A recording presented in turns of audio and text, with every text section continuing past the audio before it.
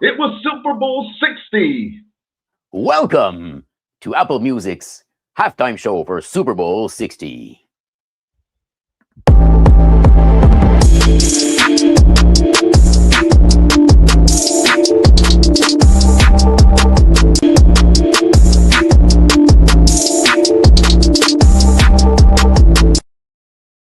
Okay, it's not We really the gotta get Super Bowl. we gotta try to get that correct, man. Like I mean, we're trying something brand new here, and we've got to get this to work the way we want it to sometimes. But welcome to Great Convos, where we always say whether you agree or disagree, you can always find great combos. I'm Roger, and that gentleman over there. Hi, Roger. I'm Alexandre. Well, you watched the game, and I just watched the halftime show. Mhm. This shows the difference between you and me, my friend. Well, I watched it too. Okay, you watched the halftime show too. So you did not do like many people in the United States watching the game, the Super Bowl, who tuned out for the halftime show to watch something else. We'll get Well, to that in some a minute. people do that. Yes, for sure. First and foremost, before we even get started, hello to all of our loyal listeners. You could have been anywhere in the world, but you're here with us. Thank you very much. Shout out to Arthur. Thank you for being the first to chime in. And anybody else, please put it in the chat where you're coming from and say hello to us. We really appreciate you. Man, Alex, listen, this here is going to be a topic that we want to preface by saying there are going to be a lot of opinions about the halftime show.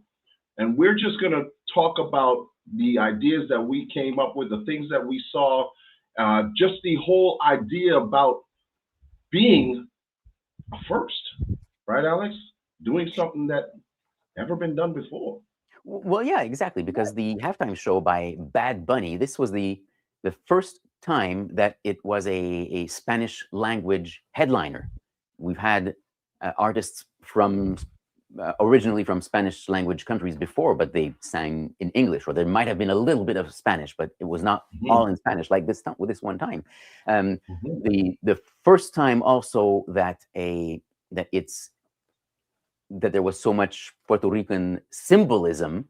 So this is an interesting thing because there have been many first times during the Super Bowl throughout the years, and we mhm. can give a few examples Yeah. today.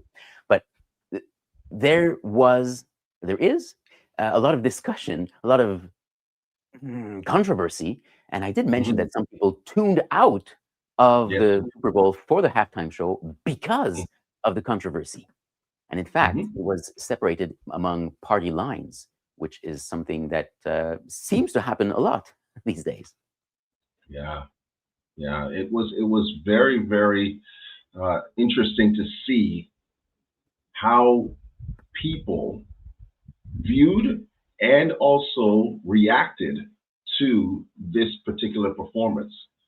Now, for those of you who didn't even know what happened or were under a rock, the Super Bowl is one of the greatest spectacles when it comes to sports uh, events.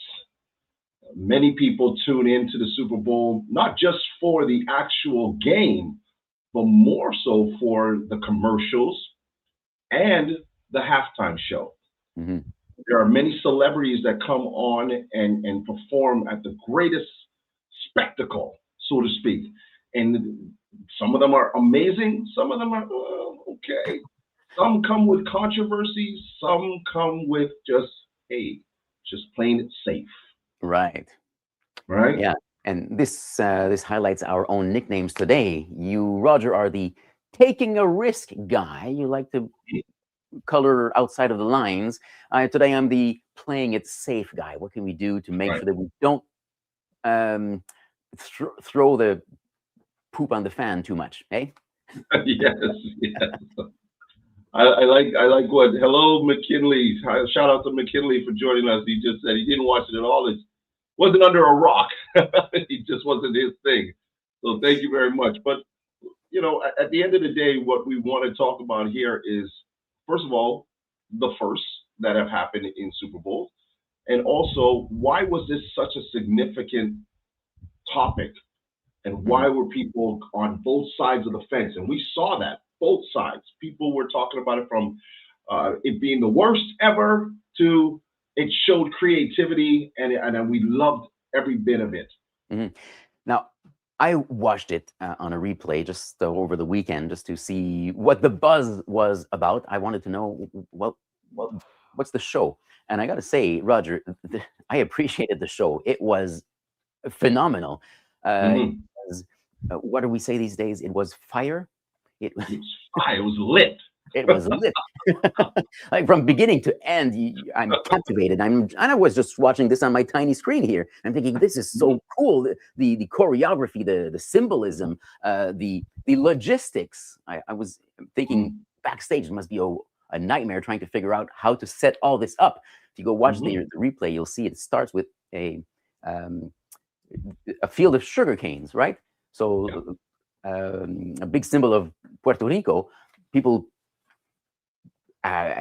picking up, I don't know what the verb is, picking up sugar canes.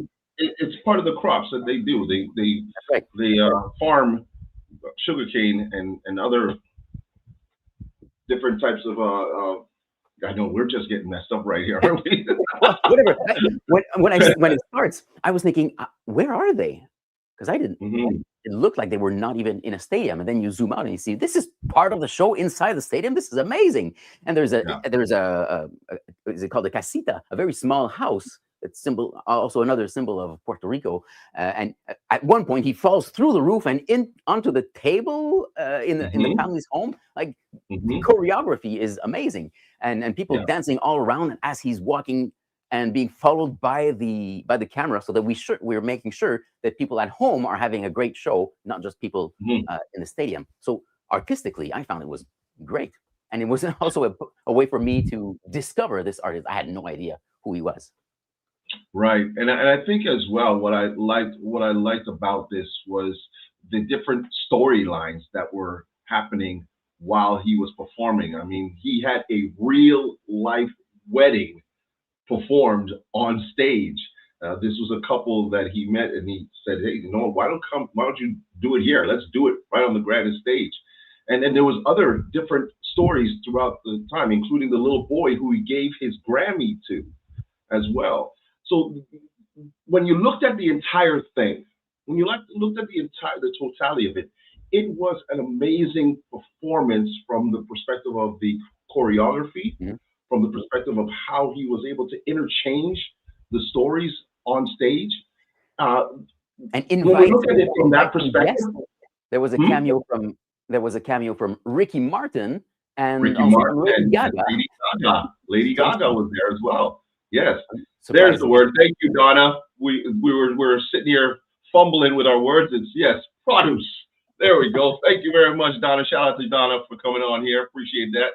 Yeah, I mean, this is what it was. It was all around. When you're looking at a performance being done at the Super Bowl, you want to be mesmerized. Whether you agree or disagree, as we say, you just want to be mesmerized by how the performer puts it all together.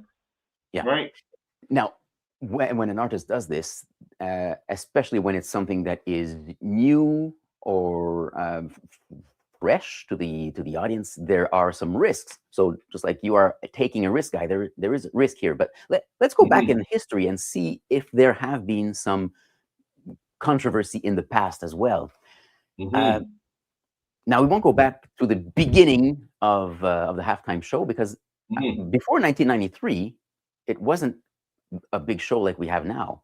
1993, it seems to have been the first big pop star to have made the halftime show. And do you remember who it was in 1993? Woo! Who's back? I'm doing the moonwalk here. It's you can't see my feet, but I can tell you I'm doing it perfectly. It was Michael Jackson in 1993. That was the first time it was such a big show, and it shifted completely the halftime show and the Super Bowl, making it into the cultural phenomenon that it has become. Later on, there were some firsts, but also some controversies. Do you remember the so-called wardrobe malfunction, which Of course, might how could we have been forget calculated? Janet Jackson and Justin Timberlake? That forced the NFL to go on that safe, playing it safe Right. route for a few years. Who did they have? You were saying, who did they have after that? Well, yeah, playing it safe, Paul McCartney, the Rolling Stones, Prince for the Hmm. 3 following years. So, established artists, the Rolling Stones were in their 60s by that time, but Hmm. very safe. There's no big controversy playing their songs that they have been playing for dozens of years. Um, Yeah. but does that mean that when you play it safe, can you get satisfaction, or can you not get Oh no man, that was a good one. I like that. Hey man, I gotta give you credit for that one. That was good. That was good. That was good. But yeah, we've seen a lot of firsts though, Alex, and you made a point before that you said, when sometimes when we're doing the something for the first time, it causes a little discomfort, Mm, right? And then sometimes that same discomfort becomes the reality, the norm after, right? Now, will we say that about Bad Bunny's performance? Will we start seeing artists turn around and speak in their native tongues on these stages? I don't know, and that's probably where we have to start with this one. right. Was this too much? Was Well, we'll this see. particular performance a little too much? Well, in 2022, it was the first time that there was a hip hop centered halftime show with Hmm. Dr. Dre and friends, including Eminem, who was there. Did that help hip hop become more accepted, more mainstream? So will we see the same thing here with Bad Bunny and music in Spanish in the United States, or worldwide? Uh, we'll see. Mm. It seems that halftime shows from the past that were controversial then becomes just part of the history and part of tradition for the years to come. Yeah, I mean, when you say it from that perspective, we could probably say that what it did was, hold on a second, sorry about that. What it did was it brought notoriety to it, if there wasn't any, from people that may not have listened to it before. Maybe that's where this was a good idea, having the first hip hop, now the first all Spanish. Those who never listened to Spanish music, maybe that's the first time they got a glimpse of it and said, "Oh, I kind of like this."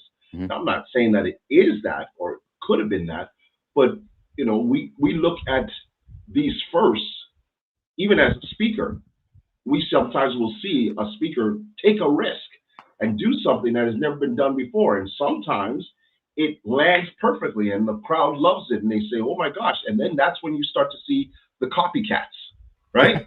They start to copycat. There's those that start to do the same thing over and over again. And then there are sometimes when we do things that don't fall right. And then you wonder if was it right for me to even try this? Mhm. But isn't that what we are supposed to do, Alex?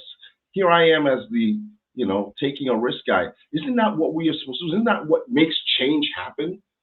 Is taking the risk. Most times, people who have taken risks, that's how change has happened. Now, Right. whether you agree with that in terms of the Super Bowl, that's your opinion. But I'm simply saying that in general, taking risks is how we have moved forward in our society, in this world. Part of this might be, and let's see here. Donna says safe is boring. We Hmm. need some controversy. Uh, Yeah, Wait, isn't that what Eminem sings? We need a little bit of controversy. yeah, yes. So You are on point today. Listen to you, huh? Look at hey, you, we're in the mood man. with popular music. So when we started mentioning Bad Bunny was already very popular, but maybe not Yes, you among the mainstream or most people. A lot of people completely, including me, had no idea. Like Bad were. Bunny, Hmm. that sounds like a bad show for children. Yeah. But apparently it's a very big, very big pop star. Let's see what this is. So the halftime show in this case, maybe it doesn't just reflect culture as it is, but it can also announce where culture is going. Right. Right. Michael mentions that even he doesn't speak Spanish, and that it's not for his age group, and it's not that he's not in the target market. He thought the performance was wonderful. Mm-hmm. Shout And out to you, Mike. That's part of why we do these sorts of shows for a wider audience, right? To let people know, hey, this also exists. But you know, we mentioned language, we mentioned origins, but I'm not sure that this is what all the buzzing is about. That's part of it, but there was a lot of symbolism. We just talked about the sugar canes, but there's much more than that inside of the show. You said there were storylines. You didn't say who the little boy with the Grammy was. Yeah, apparently, and I hope this is fully true, but apparently his parents were one of those who were being deported or in that process of that, and Bad Bunny wanted to give his Grammy that he had just won recently. I think it was like a few weeks ago at the awards, and he gave it to the young little boy there as a symbol again. Right, and I know that there's so much controversy, and that's why when we're doing this show, we want people to understand that the performance that was given by Bad Bunny wasn't just the performance for the Super Bowl. There was way more behind it, talking about the divisions that were the underlining situations that were happening, all the divisions and the controversies that were happening around the world, especially there. And I think from that perspective, yes, he chose the biggest stage to do it. And that's why we say sometimes risk is important to take those risks and to show it. And I thought that how he was able to talk about the Americas was very well done too. I thought so. I thought that, we don't think about it, and we had this conversation as well, that when we think about it, we're here, we're Canadian, we're up in Canada, but it's North America. We are Americans. it's Central America. It's South America. And then everyone and especially when he was, showing all the flags of different nations, some of them more so was he was trying, I'm thinking was showing that these are all the types of people who live right here in the United States, right? Right.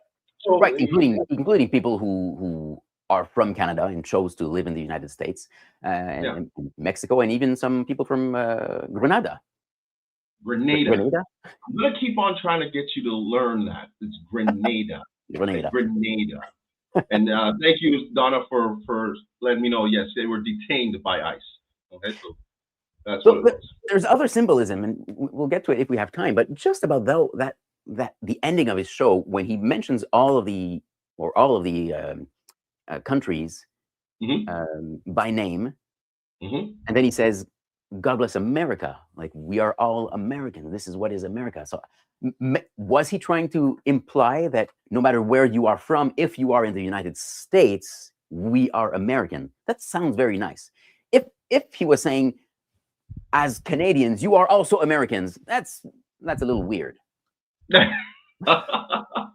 I get that. I truly get that. I probably would side on you on that part, but I think we like I just said, it's North America, and we're part of North America, right? The United States of America, right?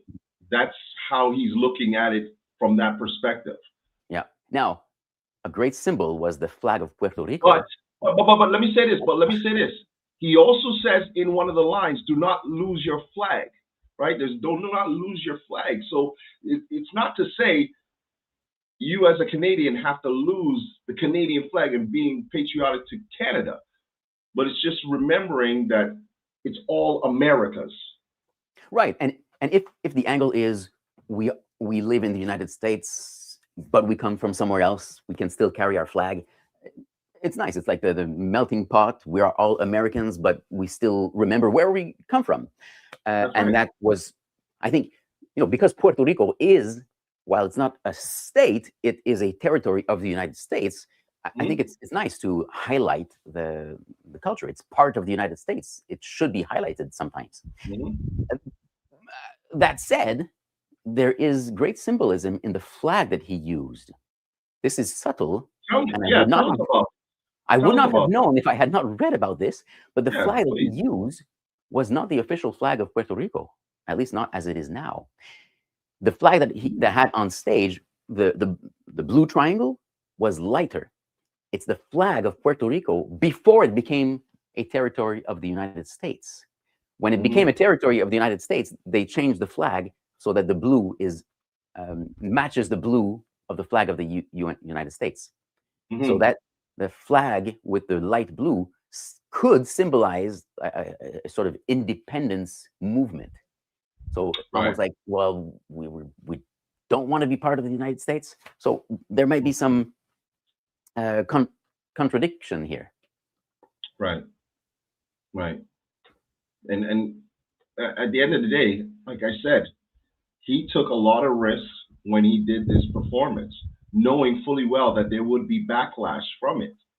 But I also loved at the end of his performance, the line that he used, and that was the only thing more powerful than hate is love.